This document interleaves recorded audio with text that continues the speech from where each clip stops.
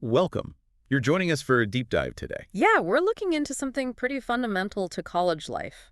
That feeling of belonging Ah, and how it connects, or maybe doesn't connect, with academic it success. seems like it should be simple, right? Feel like you belong, you do better in your classes. That's the gut feeling, definitely. Yeah. And look, there's been a ton of research on this. A massive amount. This deep dive is based on a huge review.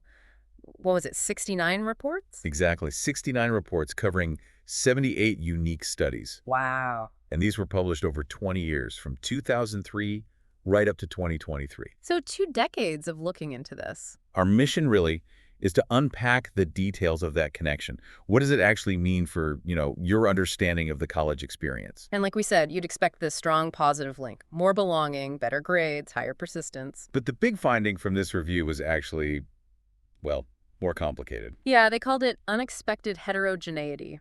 Fancy term, but Hmm. basically means it's kind of all over the place. Okay, unexpected heterogeneity. Let's break that down. It sounds like the connection isn't so clean-cut, Not at all. I mean, generally, yes, the trend is positive. Feeling like you belong is mostly associated with good things like GPA and staying enrolled. but there's a but. The key finding is that these positive links are often quite small. Modest, you could say. So not this massive impact we might assume. Right. And here's the really interesting bit. Sometimes they even found small negative associations. Oh, wait, negative. Belonging being linked to worse outcomes. Small ones, yes. It Yeah. wasn't common, but it happened. Okay, that definitely complicates the picture. Why? Why isn't it always strong, always positive? What's going on with this heterogeneity? Well, that's the million-dollar question, isn't it? The researchers pointed to a few things. A really big one seems to be the experiences of marginalized students. Ah, okay. This feels important. So the review found the link between belonging and, say, grades is actually stronger for these students? It tends to be, yes. And just to clarify, when this review talks about marginalized, what groups are we mainly talking about? Primarily, they focused on students who are racially and ethnically minoritized, and also women in fields where they've historically been excluded, like many STEM fields. Right, science, technology, engineering, math. Exactly. And the thinking is, for students who might already be dealing with stereotypes or maybe feeling like an outsider, Or just not seeing many people who look like them. precisely, for them, that sense of, I belong here, can be incredibly powerful. It's like a buffer. A buffer against what? Doubt? Isolation? Yeah, all of that. It can counteract those negative feelings, maybe boost confidence, motivation. I can see that. If you're already navigating extra challenges, feeling seen and valued could make a huge difference. It's not just nice, it's almost necessary for success. It could be a crucial lever, as the researchers might put it, especially when systemic barriers are already present. That really highlights the importance of belonging for equity. Uh-huh. But you mentioned the review found other issues, limitations. Oh, definitely. A major one was about which student identities are actually being studied. Meaning, Meaning, while race and gender get a lot of attention, and rightly so many other aspects of identity are often, well, missed, Yeah. underreported. okay, so we're not getting the full picture because the data just isn't there for everyone. Pretty much, it's a big gap. What kinds of identities are we talking about being underreported here? The review listed quite a few, things like gender identity beyond the binaries, sexual identity, social class background, Religious identity, disability status. and whether a student is the first in their family to go to college, first generation status. That's a lot of missing pieces. Each of those could absolutely shape how someone experiences belonging, right? Absolutely. Think about a first-gen student navigating college norms for the first time. Their sense of belonging might hinge on very different factors compared to someone whose parents went to college. Or a student with a disability needing specific kinds of accessible, inclusive spaces to feel they belong. Exactly. Without digging into these diverse experiences, our understanding of how belonging links to achievement is, well, incomplete. It really makes you wonder how much nuance we're missing. It definitely points to a need for more inclusive research designs. We need to capture that full spectrum. And it's not just about who the student is, but where they are. The context. The review emphasized that too, didn't it? Yes, hugely important and often overlooked. The actual environment matters. Like the type of college or university. Precisely. Is it a predominantly white institution, a PWI? Is it a community college?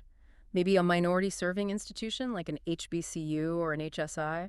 The feeling of belonging could be vastly different depending on that context. The campus culture, who else is there? Right. The whole environment can either help build that sense of belonging or, frankly, make it harder. And that can then affect how much belonging actually influences academic outcomes. So an environment that celebrates a student's background might give them a stronger starting point for belonging. Potentially, yes. It might change the equation of how belonging connects to their grades or persistence in that specific setting. Okay, so after sifting through all this research, this heterogeneity, these different factors, Yeah. what's a big takeaway for someone listening, maybe thinking about their own time in college? I think the main message is nuance. We need a much more nuanced view. It's not just belonging is good, the end. Definitely not. Yes, there's generally a positive link. We saw that. Right. But it's not uniform. It's not simple. It's shaped by, well, a lot. A complex mix, really. Individual factors, like all those identities we discussed, many still under-researched. And the institutional factors, the context of where they're learning. Exactly. It's the interplay between the student and their environment. Think of it like diet and health. Okay. Generally, eating well is good for you, but its specific impact can vary a lot based on your genetics, your activity level, other factors. Belonging is kind of similar for academic success, usually helpful, but how much and for whom depends. So we're moving past a one-size-fits-all idea. We have to. This review really drives that home. Belonging isn't monolithic, and neither is its impact. We need to ask, belonging for whom? And belonging where? Right. So let's quickly recap the key insights then. Okay. 1, generally positive link between belonging and academic outcomes, but often small. Check. 2, this link seems stronger, more impactful for students from some marginalized groups. Got it. 3, big research gap. We need much more data on diverse identities beyond race and gender, like social class, first-gen status, disability, and so on. Crucial point. And 4, context matters.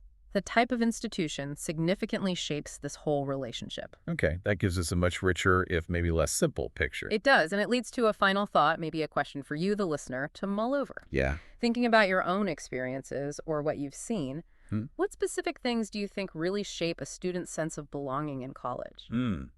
Good question. What are those key ingredients? And then the follow-up.